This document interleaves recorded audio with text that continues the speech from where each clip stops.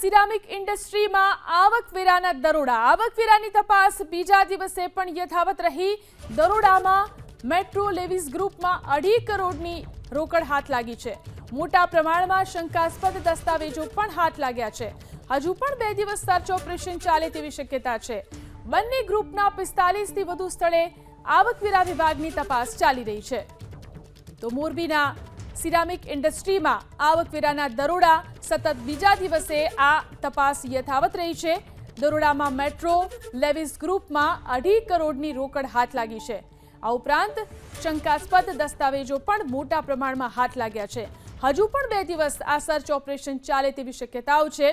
ત્યારે બંને ગ્રુપના 45થી વધુ સ્થળો ઉપર આવકવેરાની તપાસ ચાલી રહી છે.